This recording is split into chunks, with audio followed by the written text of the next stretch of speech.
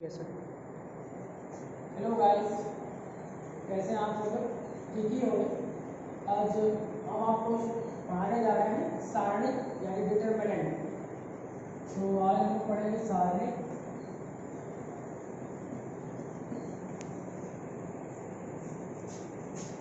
Determinant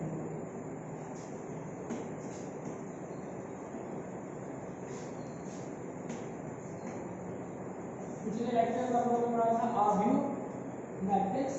आव्यूह के बाद इसमें सारणी का आता है। आव्यूह आपने देखा था, आव्यूह क्या था? आव्यूह सिर्फ डेटा को रिप्रेजेंट करने का एक मेथड था, तरीका था। किसी भी डेटा को कैसे रिप्रेजेंट किया जाता है तो वो वहाँ बताया गया था। आव्यूह का मान नहीं होता है, ये आपको बताया गया था। तो जब मैथमेटिशियंस के मन में आया कि इसका मान चाहिए, मान कैसे हम निकालें, तो तब एक चैप्टर बनाया उन्होंने सारणी यानी डिटरमिनेंट। तो हम लोग सारणी को अर्थात आव्यूह का ही सारणी निकालेंगे, अर्थात आव्यूह का मान जब निकालेंगे तो उसी आव्यूह के मान को हम लोग डिटरमिनेंट बोलते हैं, सारणी बोलते हैं। Determinant of a square matrix. ये भी ध्यान देने वाली बात है कि हम हर एक आव्यूह का सारणी ज्ञात नहीं कर सकते। हम सिर्फ और सिर्फ वर्ग आव्यूह के का ही सारणी ज्ञात कर सकते हैं। जैसे कि पहले पॉइंट हम देखेंगे, अगर एक आव्यूह है ए आई जे जिसका क्रम n बाई n का है, यानी एक वर्ग आव्यूह है, ठीक है। इसके डिटरमिनेंट, इसके सारणी को हम लोग डिटरमिनेंट ऑफ ए से व्यक्त करेंगे, यानी इसका जो सारणी होगा डिटरमिनेंट ऑफ ए से व्यक्त किया जाएगा। तो determinant of A is equal to determinant of A I J और n बाई n। तो यहाँ पर नोट करने वाली बात यह है कि जैसे आव्यूह में कितनी भी पंक्ति, कितने भी स्तंभ हो सकते थे, लेकिन वर्ग आव्यूह में पंक्तियों की संख्या और स्तंभों की संख्या बराबर होती थी, इक्वल होती थी। तो उसी तरह से हर एक सारणी में जितनी पंक्तियां होंगी उतने ही स्तंभ होंगे, ये आपको ध्यान देना होगा। और जैसे हम लोग आव्यूह में ये स्क्वायर ब्रैकेट का यूज करते हैं, उस तरह से हम लोग उस सारणी को दो बड़े वर्टिकल लाइंस के बीच में लेकर के हम उसको रिप्रेजेंट करेंगे, तो ये हमारा सारणी हो जाएगा। और सारणी का मतलब कहने का मतलब सारणी का मान होता है, आव्यूह का मान नहीं होता है। आव्यूह का मान निकालने को ही हम लोग बोलते हैं कि आव्यूह का सारणी, ठीक है। और इसमें जितनी पंक्तियां होती हैं उतने ही स्तंभ होते हैं, ये आपको ध्यान रखना, 2 पॉइंट वाली बात है। तो अब इसके बाद इसमें आता है कि हम आव्यूह का मान कैसे निकालते हैं। तो इसके लिए सबसे पहले नंबर पर आएगा एक क्रम। क्रम आप जानते ही होंगे, एक क्रम के आव्यूह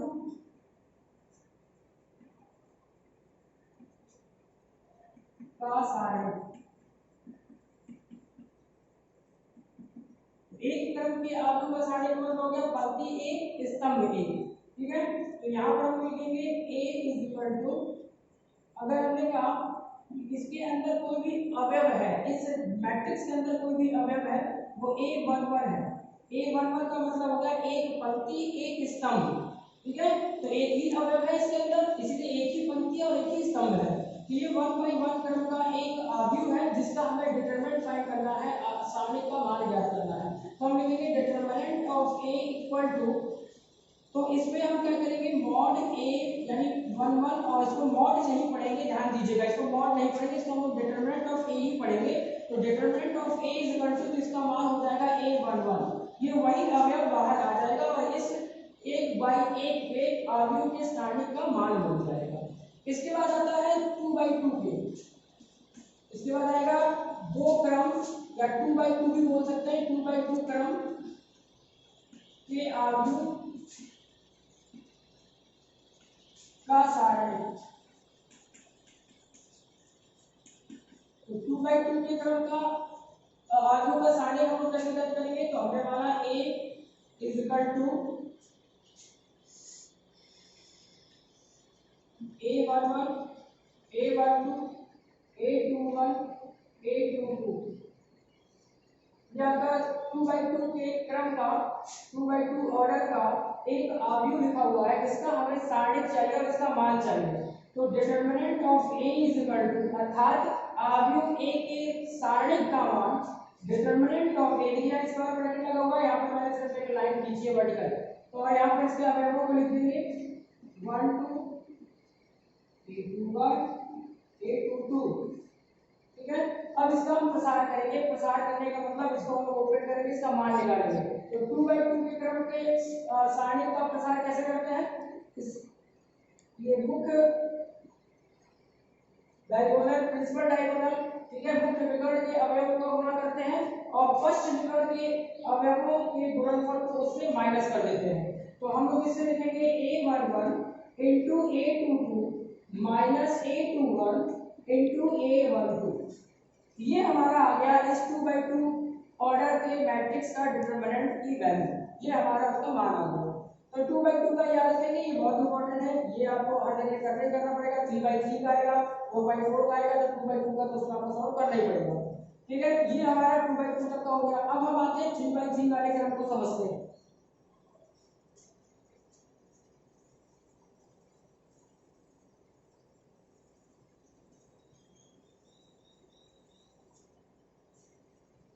इसके बाद हम लोग 3/3 के क्रम को समझेंगे। सी पॉइंट है हमारा 3/3 क्रम के आव्यूह का सारणी, ठीक है। तो 3/3 का ही ले लेते हैं हम लोग। 3/3 का मोस्ट इंपॉर्टेंट, बोर्ड में अधिकतर जो लॉन्ग आंसर क्वेश्चन में आता है वो 3/3 का ही ऑर्डर का आएगा, इसलिए इसको ध्यान से आप समझेंगे। a11 a12 a13 a21 a22 a23 a31 a32 a33। अच्छा, एक चीज और बता दूं, इसमें पंक्ति और स्तंभ कौन है, उसके अवयव कौन है, ये आप लोगों को पता ही होंगे, आव्यूह में बताया जा चुका है, लेकिन फिर भी एक बार बता देता हूँ। ये जो अवयव है ये पहली पंक्ति के अवयव कहलाते हैं और जिसको हम लोग R1 से व्यक्त करते हैं, और ये R2 यानी रो नंबर 2, ये रो नंबर 3, और ये होता है आपका कॉलम नंबर 1, ये कॉलम नंबर 2 और ये कॉलम नंबर 3, ठीक है। तो ये जो अवयव है, जैसे मैंने करना में एक अवयव को लिया या दृश्य एक अवयव को मैंने चुना, मान लो ये अवयव चुना, तो इसमें देखिए इसका ऑर्डर, ये अवयव का ऑर्डर बताता है, ये अवयव का ऑर्डर बताता है, और यहाँ पर जो 3/3 लिखा हुआ है वो पूरे सारणी का ऑर्डर बता रहा है। तो यहाँ पर देखेंगे ये 2 1 लिखा हुआ है, अर्थात ये बताता है कि ये जो अवयव है ये दूसरी पंक्ति और पहले स्तंभ का है, तो दूसरी पंक्ति और पहले स्तंभ का अवयव है, ये बताता है हमको 2 1, ठीक है। तो अब इसके बाद इसका हमें प्रसार करना है, तो इसका प्रसार करने के लिए चिन्ह परिपाटी होती है, वो चिन्ह परिपाटी आपको ध्यान रखना होगा।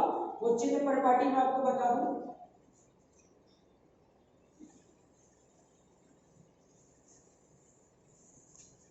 वो चिन्ह परिपाटी क्या है? 3/3 ऑर्डर के लिए चिन्ह परिपाटी होगी plus minus plus minus plus minus और प्लस माइनस प्लस, ये एक चिन्ह परिपाटी है। इसको ओपन करने के लिए, इसको प्रसारित करने के लिए उसको भी आपको पता होना चाहिए। और ये कहां से आया, कैसे आया, जस्ट इसके बाद हम लोग इस पर डिस्कस करने वाले हैं। तो पहले इसको कैसे प्रसार करेंगे, देखिए वैसे आप लोगों ने 11th में वेक्टर चैप्टर पढ़ा होगा, वेक्टर चैप्टर में आपको दो वेक्टर का क्रॉस प्रोडक्ट सारणी यानी डिटरमिनेंट मेथड से आपको बताया गया होगा करना, ठीक है। तो हम फिर भी एक बार आपको बताते हैं। तो उसके लिए हम क्या करते हैं, किसी सारणी, ठीक है, इसको मैं सारणी बना दूं, या आव्यूह था क्योंकि हम सारणी कर रहे हैं कि मैं इसको सारणी बना देता हूं। तो किसी भी सारणी का प्रसार या विस्तार हम किसी पंक्ति या किसी स्तंभ के सापेक्ष कर सकते हैं, किसी भी एक पंक्ति या किसी भी एक स्तंभ के सापेक्ष इसका प्रसार किया जा सकता है। तो जैसे मैं R1 के सापेक्ष प्रसार करने जा रहा हूं, तो मैं यहां पर दूंगा R1 के सापेक्ष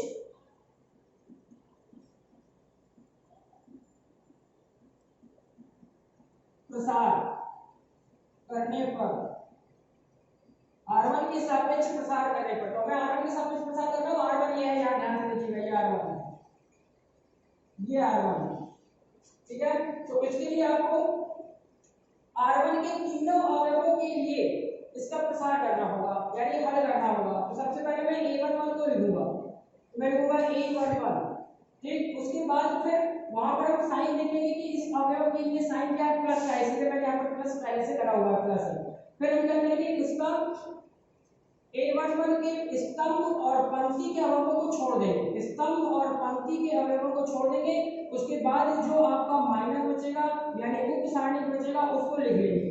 तो A22 A23 और A32 और A33, ठीक है। इसके बाद फिर A12 का नंबर आएगा, इसका साइन देखिए यहाँ से साइन इसका माइनस, तो यहाँ पर आ जाएगा माइनस का A12। इसके लिए कुछ साइन लिखेंगे, इसके स्तंभ और इसके पंक्ति के अवयवों को छोड़ देंगे। तो A21 A23, ठीक है, इसके पंक्ति इसके स्तंभ को छोड़ा था तो ये बचा ये और ये और ये A31 और A33 ये हो गया। इसके बाद फिर A13 का नंबर आएगा, तो साइन इसका प्लस का है तो हो जाएगा प्लस A13, और इसमें भी हम करेंगे इसके स्तंभों और इसके पंक्तियों के अवयवों को छोड़ देंगे तो हमारे पास बचेगा A21 A22, ये दो नीचे के A31 और A32, ये नीचे इसका हमने R1 के सापेक्ष प्रसार कर दिया। अब इसका मान निकालना है तो आपको पता है कि इस 2/2 का प्रसार कैसे करते हैं, या आपको हम बता चुके हैं, तो फिर भी मैं यहाँ पर आपको इसका प्रसार करके बता देता हूँ।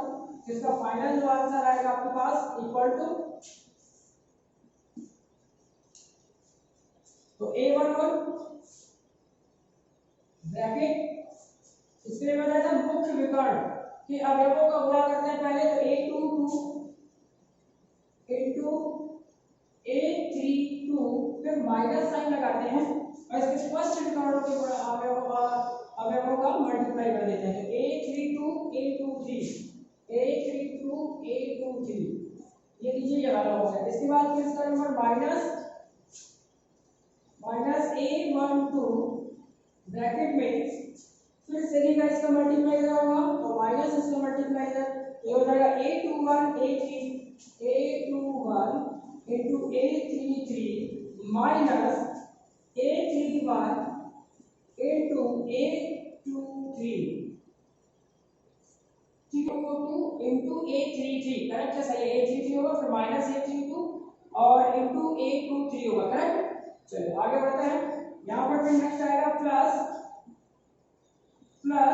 इसके लिखेंगे A13 ब्रैकेट क्रॉस मल्टीप्लाई इसका होगा, फिर इसका मल्टीप्लाई होगा, तो यहाँ हो जाएगा A21 into A32 minus A31 into A22।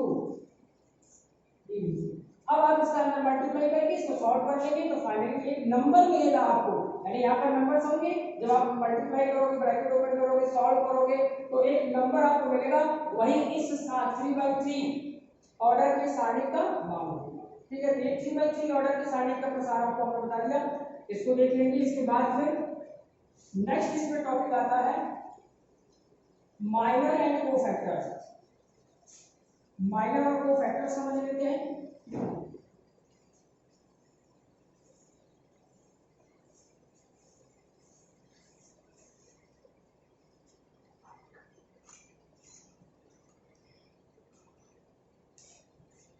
तो अब हम यहाँ पर नेक्स्ट टॉपिक पढ़ते हैं उपसारणी।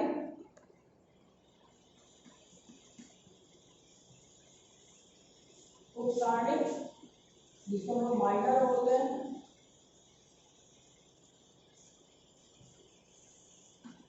ठीक है। तो उपसारणी क्या होता है, एक मैं 3/3 ऑर्डर का मैट्रिक्स आपके सामने लिखता हूँ और उसी मैट्रिक्स का डिटरमिनेंट लिखने जा रहा हूं मैं, जो अभी हमने लिया था उसी को ले लेते हैं। A11 A12 A13 A21 A22 A23 A31 A32 A33, okay, यानी कि माइनस, ठीक है। तो अब यहाँ पर हम इसका ये जो एक 3/3 ऑर्डर का डिटरमिनेंट आपको गिवन है, इस डिटरमिनेंट के हर एक अवयव का अपना एक उपसारणी होगा, अपना एक माइनर होगा। तो इसमें 3/3 का है ऑर्डर का है, जिसमें टोटल नंबर ऑफ एलिमेंट कितने हैं 9, तो 9 एलिमेंट इसमें है, तो हर एक एलिमेंट का अपना एक क्या होगा माइनर होगा, यानी उपसारणी होगा, तो 9 उपसारणी होंगे इसमें। तो हम लिखेंगे पहला उपसारणिक, उपसारणिक को चूंकि इंग्लिश में माइनर बोलते हैं इसको हम लोग A11 के उपसारणिक को M11 से रिप्रेजेंट कर सकते हैं। तो हम लिख रहे हैं यहाँ पर A11 का उपसारणिक, A11 का उपसारणिक, ठीक है। A11 का उपसारणिक इसको हम लोग रिप्रेजेंट करेंगे M11 माइनर ऑफ 11, यानी कि पहली पंक्ति पहले स्तंभ के अवयव का उपसारणिक। तो उसके लिए हम लोग क्या करते हैं, पहली पंक्ति पहले स्तंभ के अवयव का हम लोग उपसारणिक निकाल रहे हैं, इसलिए उसी के स्तंभ और उसी के पंक्ति के अवयवों को हटा देंगे, जो बचेगा वही हमारा A11 का उपसारणिक कहलाएगा। यानी ये स्तंभ के अवयव, इसकी पंक्ति के अवयव, तो यहाँ पर हो जाएगा A22, A23, यहाँ पर हो जाएगा A32, यहाँ हो जाएगा A33, ये M11 हो गया, अर्थात A11 का उपसारणिक निकाल दिया। इसके बाद एक और हम लोग लिख लेते हैं A22 या A12 का ही लिख लेते हैं। तो A12 का मतलब पहली पंक्ति दूसरे स्तंभ के अवयव का उपसारणिक,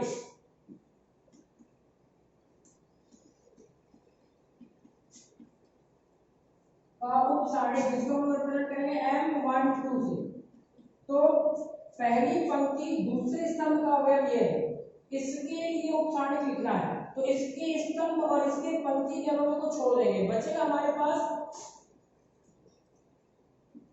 A21, A23, A31 और A33। ओके, यहाँ तक इसका माइनर आ गया। दो जैसे मैंने दो के निकाले वैसे अब बाकी सबके भी निकाल सकते हैं। इसको सॉल्व करने के लिए आपको बताया था क्रॉस मल्टीप्लाई करके माइनस कर देते हैं, तो आप उसका सॉल्यूशन लिखेंगे। इस तरह से हम लोग माइनर निकालते हैं, यानी उपसारणिक निकालते हैं। अब आता है बात इसके बाद सहगुणनखंड यानी कोफैक्टर्स। तो सहगुणनखंड या कोफैक्टर्स देखेंगे इसके बाद में। तो मैं अभी हेडिंग डालता हूँ सहगुणनखंड,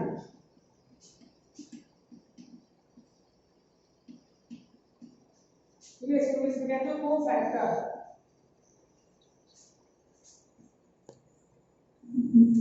ठीक है, कोफैक्टर। तो कोफैक्टर्स या सहगुणनखंड क्या होंगे, तो कुछ नहीं, बस सब कुछ सेम रहता है, इसमें साइन लगा दिया जाता है। जैसे हमने आपको चिन्ह परिपाटी बताई थी ना, प्लस माइनस, बस उसी तरह वो यहीं से आती है, वो यहीं से साइन आते हैं। कैसे, यहाँ पर हम लिखेंगे एक अगर आपका आव्यूह है Aij n by n का, तो इसके हम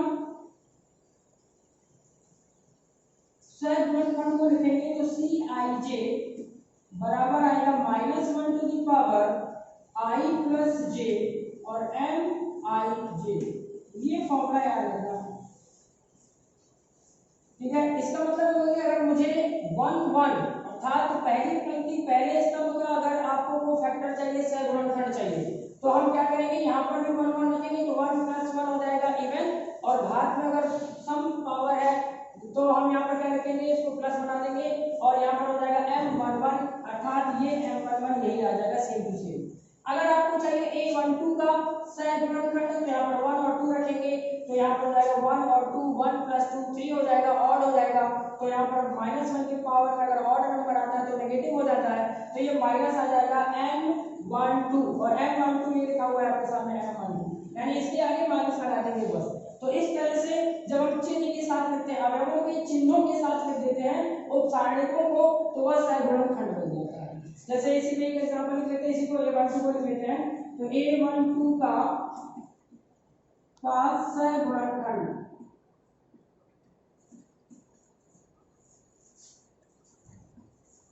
सहगुणनखंड बराबर, तो यहाँ पर देखिएगा, यहाँ पर है -1 टू द पावर, यहाँ पर 1 और 2, I का मान 1 J का मान 2, तो हो जाएगा 1 धन 2 और M1 2, तो ये हो गया आपका 1 + 2 3, तो -1 के पावर का ऑड है तो माइनस हो जाएगा, तो इक्वल टू आ जाएगा माइनस, और M12 ये ऊपर आपके सामने लिखा हुआ है, तो ये हो जाएगा A21 A23 और A31 और A33, ये हो गया आपका A12 का सहगुणनखंड। तो ये डिफरेंस है दोनों में, अच्छे से आप देख लें, इंपॉर्टेंट है, ठीक है। इसके बाद इसको मैं इरेज करता हूँ।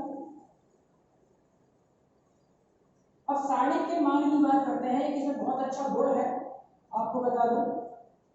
सारणिक का मान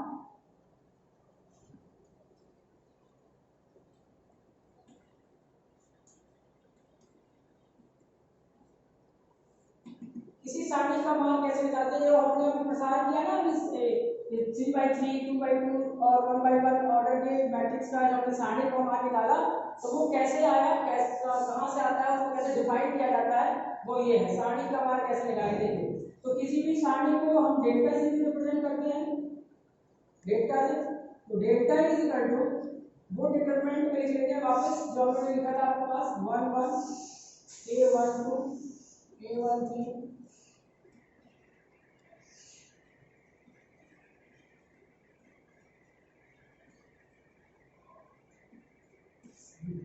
अब हम क्या करेंगे, इस डेल्टा के प्रसार और मैंने इसका बताया था, तो वो मान कैसे निकलते हैं। तो जब प्रसार में वापस आप जब जाएंगे तो ध्यान से देखेंगे, हमने a11 लिखा था, तो यहाँ पर हमने लिखा a11 और उसके आगे जब हमने प्रसार किया था तो हमने a11 के स्तंभ की और पंक्ति के अवयवों को छोड़ दिया था, तो हमारे पास ये आया था ये, यानी ये हुआ हमारे पास a22 a23 और a32 और a33। ठीक है, तो अब ये क्या है, ये आपको पता होना चाहिए। अगर मैं इसमें साइन ऐसे ये साइन वन लगा दूं साथ में, -1 टू दी पावर, और ये 1 1 का है तो यहाँ पर 1 + 1 कर दूं, तो ये इतना हिस्सा a11 को छोड़ने के बाद ये साइन और इसके साथ मिला करके ये क्या बन जाएगा आपका सहगुणनखंड बन जाएगा a11 का। ये a11 का क्या हो जाएगा, सहगुणनखंड, जिसको हम लोग क्या लिख सकते हैं, a11 और into c11, a11 into c11। इसी प्रकार जब हम a12 के लिए क्या करेंगे, तो a12 के लिए क्या करेंगे, तो a12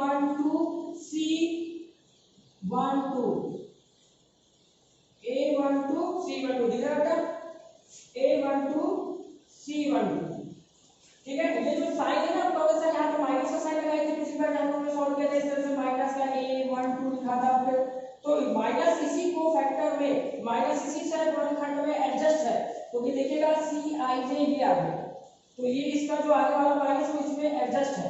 इसी को जब माइनस के फॉर्म में लिखेंगे, अर्थात उप सारणी को रूप में लिखेंगे, तो वो माइनस इसका निकल के बाहर आ जाएगा। इसी पर अगला हो जाएगा a13 into c13, ये हो जाएगा इस सारणी का मान, बहुत इंपॉर्टेंट है, ये इस सारणी का मान हो जाएगा। इसी को अगर आप माइनस के रूप में लिखना चाहते हैं तो हो जाएगा a11 m11, फिर a12 और c12 को यहाँ से निकालेंगे, c12 को भी हमने निकाला, c12 ये है a12 का सहगुणनखंड यानी c12, तो हो जाएगा आपका माइनस, तो ये मैंने माइनस लगा दिया, और m12 फिर प्लस ये हो जाएगा आपके पास a13 और m13। तो ये को फैक्टर के रूप में मैंने लिख दिया सारणी के मान को, और ये सारणी के मान को मैंने माइनस के रूप में लिख दिया, सह उप सारणी के मान में लिख दिया और इसको सहगुणनखंड के रूप में लिख दिया। इस तरह से आप लिख सकते हैं। तो कहने का मतलब ये हो गया कि यही सारणी का मान जो ये लिखा हुआ है, मैं चाहूं तो स्तंभ के अवयवों के साथ उसी के सहगुणनखंडों का गुणा करा के जोड़ दूं, तो सारणी का मान वही प्राप्त होगा। अर्थात जैसे इसी को मैं लिख सकता हूं और करके, अगर मैं इनको लिखता हूं c1 के अवयव को, तो मैं लिखूंगा a delta is equal to यहां हो जाएगा a11 और c11, फिर प्लस a21 c21, फिर प्लस a31 और c31, इस तरह से। तो देखिए यही जो मान इस सारणी का ये है, वही मान इस सारणी का ये है, सेम मान देगा, वो आपको सेम नंबर देगा।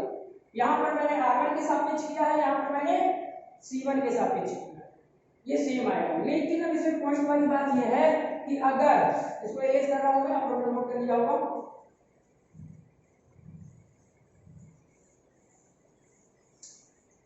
तो अगर हम यहां पर क्या करें, यदि हम अवयव लेते हैं r1 के, अर्थात a11 plus a12 plus a13, अवयव लिए हमने r1 के, और अगर हम गुणा करा दें इसमें r2 के कोफैक्टर्स का, r2 के सहगुणनखंडों का गुणा करा दें, तो इसका सहगुणनखंड होगा c21 इसका होगा C22 और इसका होगा C23। तो इस सारणी का मान 0 हो जाएगा, ये ध्यान रखिए, इस सारणी का मान 0 हो जाएगा। बहुत इंपॉर्टेंट प्रॉपर्टी है।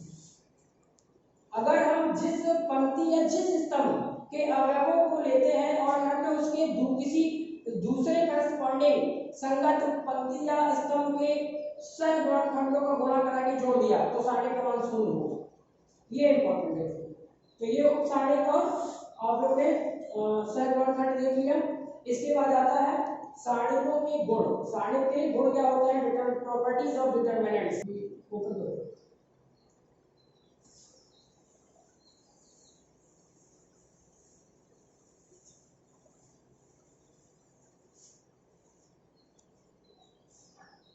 हाँ भाई, तो इसके बाद इसमें जो आता है प्रॉपर्टीज ऑफ डिटरमिनेंट यानी सारणिकों के गुण, तो आपके पास 9 प्रॉपर्टीज हैं डिटरमिनेंट यानी सारणिकों के गुण पर आधारित। तो सारणिकों के गुण का इस्तेमाल हम कब करते हैं? जैसे हमें 3/3 ऑर्डर का डिटरमिनेंट दे दिया और कहते हैं इसका मान ज्ञात कीजिए बिना प्रसार के, हमें इसका प्रसार नहीं करना। जैसे हम क्रॉस मल्टीप्लाई करके माइनस करते हैं, अभी हमने यहाँ प्रसार किया तो प्रसार नहीं करना, तो उसके लिए क्या करेंगे? प्रॉपर्टीज का यूज करेंगे। प्रॉपर्टीज 9 प्रॉपर्टीज है जिसकी हेल्प से हम बिना प्रसार किए किसी सारणी का मान बता सकते हैं, ठीक है ना? तो जो कि हम लोग नेक्स्ट टर्म में हम इसको देख लेंगे।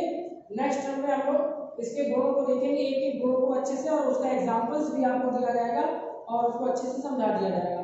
तो हम प्रॉपर्टीज पर बेस्ड क्वेश्चन को भी सॉल्व कर लेंगे। आप एक्सरसाइज 1 जो कि इसी प्रसार पर आधारित है, एक्सपेंशन पर भी आधारित है, उसको आप लोग सॉल्व करेंगे। Okay, bye.